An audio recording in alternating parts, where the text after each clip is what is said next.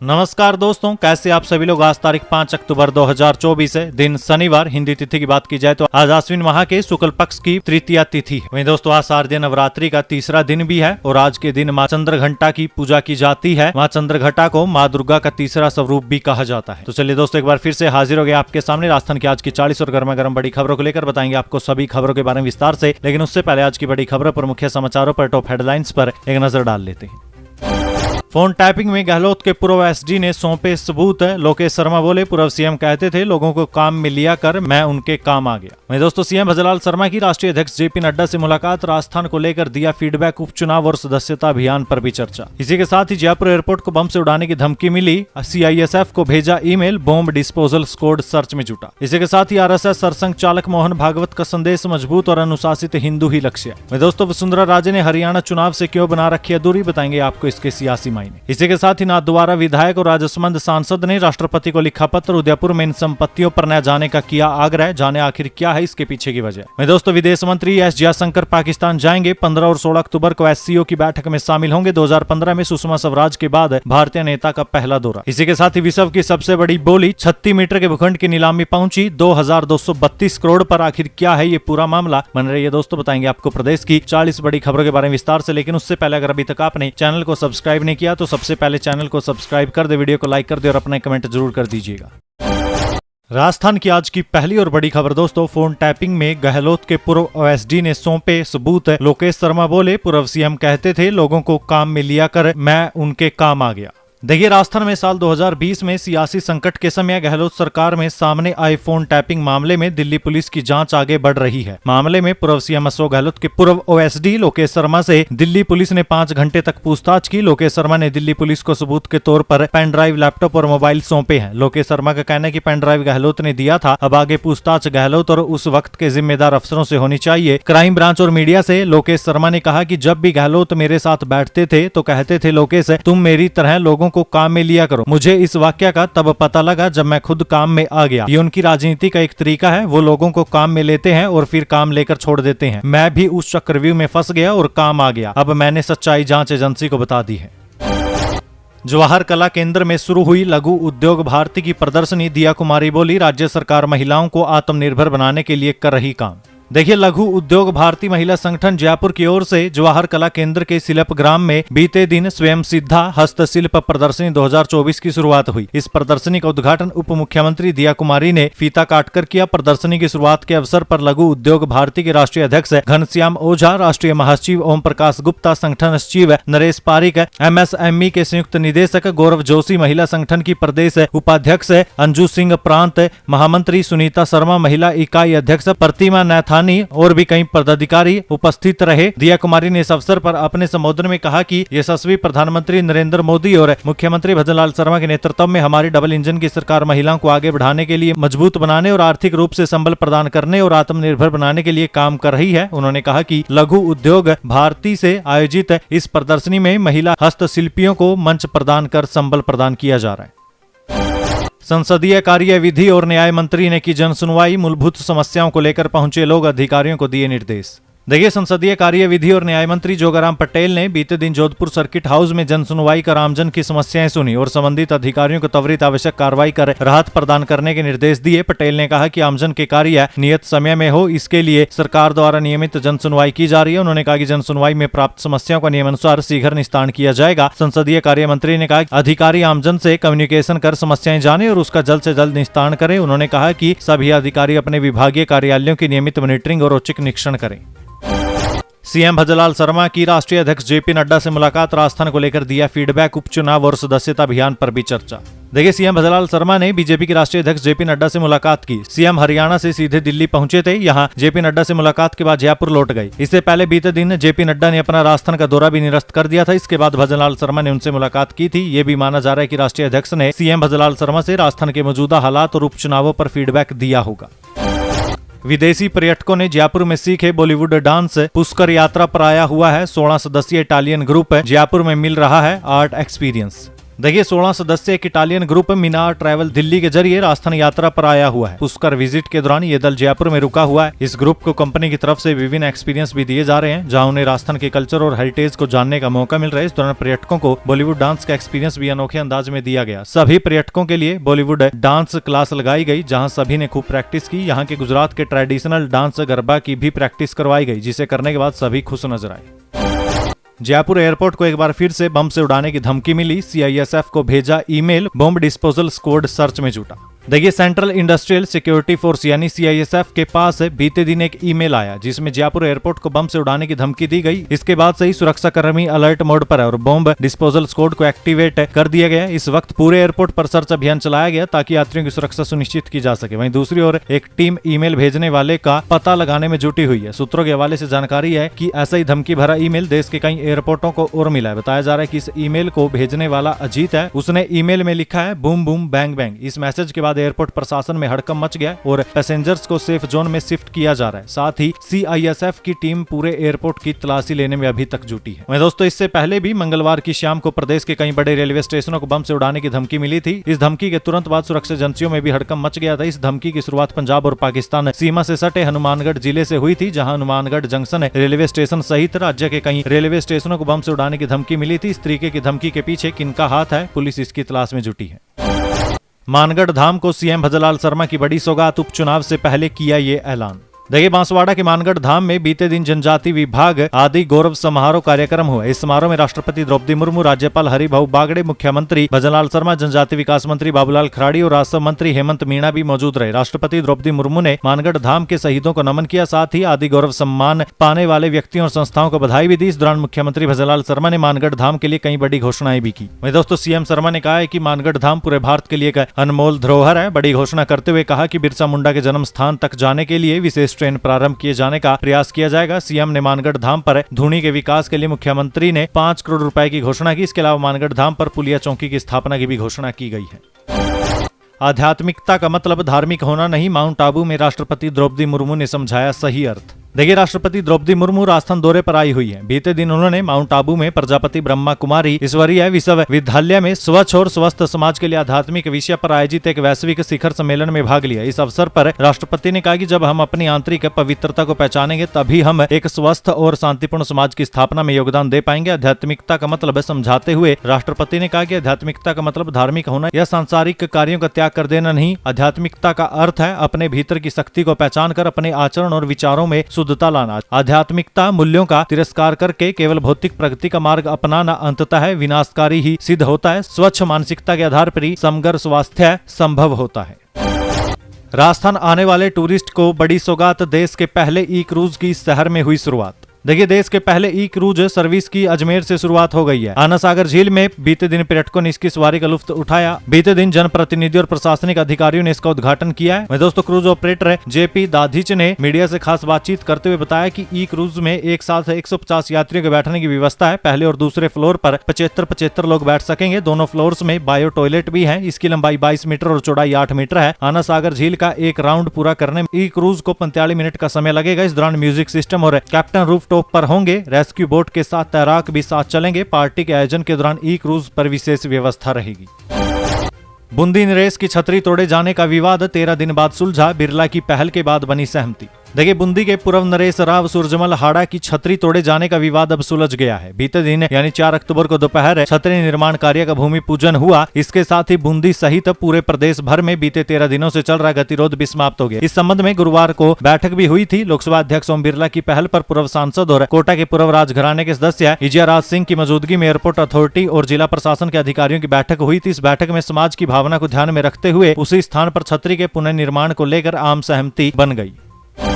आसाराम के बेटे ने कोर्ट से लगाई गुहार, मुझे मिलने दिया जाए, पिता को कुछ भी हो सकता है। देखिए आसाराम यौन शोषण मामले में काफी समय से जेल की सजा काट रहे हैं। हालांकि हाल ही में बाबा आसाराम को इलाज के लिए महाराष्ट्र भेजा गया था। वहीं वहां से वापस आने के बाद आसाराम का इलाज निजी आयुर्वेदिक संस्थान आरोग्यम में चल रहा है। आसाराम की मेडिकल रिपोर्ट भी जारी की जा रही है, जिसमें कहा जा रहा है कि स्वास्थ्य बेहतर नहीं है। हालांकि ये भी कहा जा रहा है कि स्थिति गंभीर भी नहीं है। वहीं दोस्तों दूसरी ओर आसाराम के बेटे नारायण साईं ने पिता से मिलने के लिए गुजरात हाईकोर्ट में गुहार लगाई है। उन्होंने गुजरात हाईकोर्ट में गुहार लगाते हुए कहा कि उसके पिता की हालत गंभीर और कभी भी कुछ भी हो सकता है, इसलिए उसे 2 से 3 दिन के लिए मिलने की इजाजत इजाजत दी जाए। फिलहाल कोर्ट ने आसाराम की सेहत की जानकारी और कुछ अन्य दस्तावेज एक सप्ताह में पेश होने के बाद मामले में सुनवाई के आदेश दिए हैं।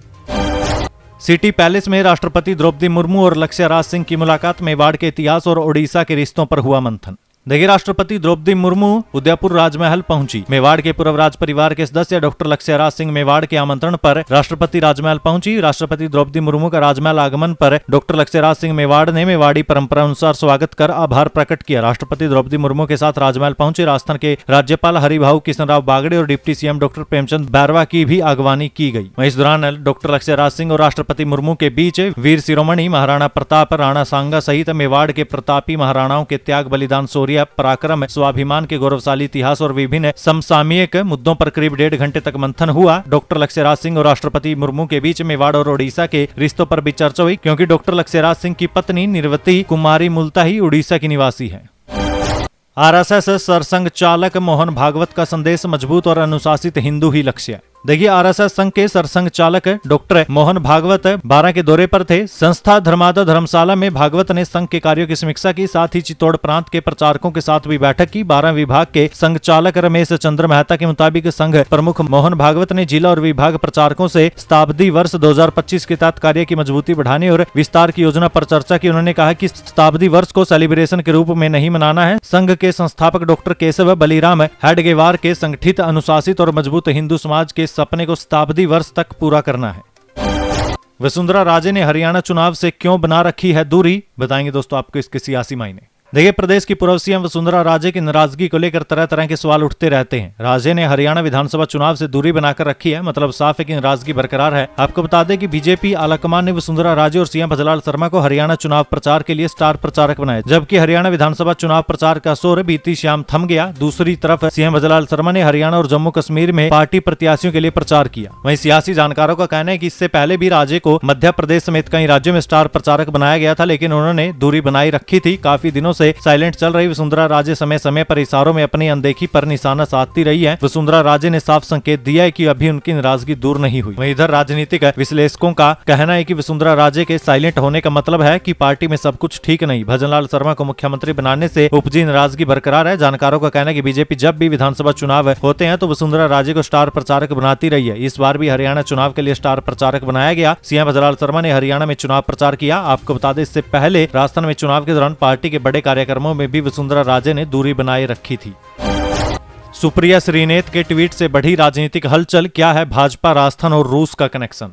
देखिए, राजस्थान की राजनीति में कांग्रेस की राष्ट्रीय प्रवक्ता सुप्रिया श्रीनेत के ट्वीट ने जो हलचल पैदा की है वो भाजपा के किसी प्रमुख नेता को लेकर चर्चाओं और कयासों का केंद्र बन गई है। ट्वीट में पहले के होटल और रूस का जिक्र कर उन्होंने गहरी राजनीतिक उत्सुकता जगाई, जिसे विभिन्न वर्गों में बड़े ध्यान से देखा जा रहा है। यदि इस ट्वीट से कांग्रेस का पारंपरिक वोट बैंक भाजपा की ओर खिसकता है तो इससे आगामी हरियाणा चुनाव और राजस्थान के उपचुनावों में कांग्रेस को बड़ा नुकसान हो सकता है। राजनीतिक विशेषज्ञों का कहना है कि ऐसे मामलों में किसी भी बयान या ट्वीट के पीछे जातिगत समीकरणों का ध्यान रखना बेहद महत्वपूर्ण है, ताकि पार्टी के वोट बैंक को नुकसान न पहुंचे।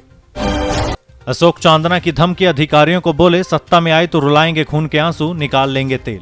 देखिए, कांग्रेस विधायक और पूर्व मंत्री अशोक चांदना ने हाल ही में कोटा देहात में कार्यक्रम के दौरान पुलिस प्रशासन को कड़ी चेतावनी दी। उन्होंने आरोप लगाया कि कांग्रेस कार्यकर्ताओं के साथ पुलिस द्वारा गलत बर्ताव किया जा रहा है। चांदना ने साफ शब्दों में कहा कि यदि ऐसा बर्ताव जारी रहा तो जिम्मेदार अधिकारियों के खिलाफ कड़ी कार्रवाई की जाएगी। वहीं चांदना ने यह भी कहा कि आजकल कोटा बूंदी में बिरला जी के कुछ लोग पुलिस और प्रशासन पर अपना नियंत्रण बना रहे हैं और लोगों पर अत्याचार करवा रहे हैं। उन्होंने पुलिस प्रशासन को आगाह करते हुए कहा कि सरकार बदलने के बाद इन अधिकारियों का कोई सुराग भी नहीं मिलेगा। कांग्रेस कार्यकर्ताओं को मंच से आश्वासन देते हुए चांदना ने कहा कि जो भी व्यक्ति इन लोगों के बहकावे में आकर कांग्रेस कार्यकर्ताओं पर अत्याचार करेगा उसका तेल निकाल दिया जाएगा। नाथ द्वारा विधायक और राजसमंद सांसद ने राष्ट्रपति को लिखा पत्र, उदयपुर में इन संपत्तियों पर न जाने का किया आग्रह, जाने इसके पीछे की आखिर क्या है वजह। देखिए, महामहिम राष्ट्रपति के उदयपुर भ्रमण के संबंध में राजसमंद सांसद महिमा कुमारी मेवाड़ और नाथ द्वारा विधायक विश्वराज सिंह मेवाड़ ने महामहिम राष्ट्रपति को पत्र लिखकर महत्वपूर्ण तथ्यों से अवगत कराते हुए कार्यक्रम में आवश्यक संशोधन की मांग की है। उन्होंने महामहिम राष्ट्रपति महोदया को पत्र लिखा कि जिन संपत्तियों का वे दौरा करने जा रही हैं वे न्यायालयों के स्थगन आदेशों के अधीन है, माननीय सर्वोच्च न्यायालय के समक्ष अवमानना आवेदन में आवेदन के अधीन है और कर विभाग और जिला न्यायालय द्वारा HUF संपत्तियां घोषित की गई है। उच्च न्यायालय के समक्ष अपील लंबित है। विधायक विश्वराज सिंह मेवाड़ ने लिखा कि उनके पिता महाराणा महेंद्र सिंह मेवाड़ पूर्व सांसद भाजपा इस HUF के वैध कर्ता हैं और महाराणा मेवाड़ चैरिटेबल फाउंडेशन के वैध अध्यक्ष भी हैं। उन्होंने लिखा कि महामहिम राष्ट्रपति का इन संपत्तियों का दौरा राष्ट्रपति कार्यालय की गरिमा के हिसाब से ठीक नहीं है। वो भी कर्ता और परिवार के मुखिया के साथ कोई संवाद किए बिना इस यात्रा से प्रशासन को भी गलत संदेश जाएगा। एक श्याम शायरी के नाम 13 अक्टूबर को पंजाब, हरियाणा, उत्तर प्रदेश और राजस्थान के शायर आएंगे श्रीगंगानगर। नवाज देवबंदी सुनाएंगे रचनाएं। देखिए, सृजन सेवा संस्थान और नोजगे पब्लिक स्कूल के संयुक्त तत्वाधान में 13 अक्टूबर को शाम 5 बजे एक श्याम शायरी के नाम कार्यक्रम होगा। इसमें जगजीत सिंह की मशहूर गजल तेरे आने की जब खबर महके लिखने वाले देश के ख्यातनाम शायर डॉक्टर नवाज देवबंदी सहित कई प्रमुख शायर अपनी रचनाएं सुनाएंगे। डॉक्टर देवबंदी उत्तर प्रदेश के सहारनपुर के रहने वाले और शायरी की दुनिया का एक बड़ा नाम है। इसी महीने 10 अक्टूबर को गजल सम्राट जगजीत सिंह की पुण्यतिथि होने के कारण डॉक्टर देवबंदी और अन्य शायरों को सुनने को लेकर लोगों में उत्साह भी है। दोस्तों, कार्यक्रम में हरियाणा के अंबाला जिले से नफत अंबालवी, पंजाब के पटियाला से अमृतपाल सिंह सैदा, राजस्थान के बांसवाड़ा जिले की मेहरमाही, हनुमानगढ़ के भादरा के पवन शर्मा, आकाशवाणी सूरतगढ़ के रिटायर्ड अनाउंसर राजेश चड्डा, श्रीगंगानगर के संदेश त्यागी और डॉक्टर अरुण सहीरिया भी अपने गीत, गजल और नज़मों के जरिए प्रस्तुति देंगे। विदेश मंत्री एस जयशंकर पाकिस्तान जाएंगे। 15 और 16 अक्टूबर को SCO की बैठक में शामिल होंगे। 2015 में सुषमा स्वराज के बाद भारतीय नेता का पहला दौरा। देखिए, विदेश मंत्री एस जयशंकर 15 से 16 अक्टूबर को पाकिस्तान जाएंगे। वे इस्लामाबाद में SCO के हेड्स ऑफ गवर्नमेंट यानी CHG की बैठक में शामिल होंगे। विदेश मंत्रालय के प्रवक्ता रणधीर जायसवाल ने बीते दिन इसकी जानकारी दी। ये पिछले 9 साल में पहली बार होगा जब भारत का कोई मंत्री पाकिस्तान जाएगा। विदेश मंत्रालय की प्रेस कॉन्फ्रेंस में जायसवाल से सवाल किया गया कि क्या जयशंकर की यात्रा भारत पाकिस्तान के रिश्तों को सुधारने की कोशिश है। इस पर उन्होंने जवाब दिया कि भारत SCO चार्टर को लेकर प्रतिबद्ध है। विदेश मंत्री की यात्रा का यही कारण है, इसका कोई और मतलब नहीं निकाला जाना चाहिए।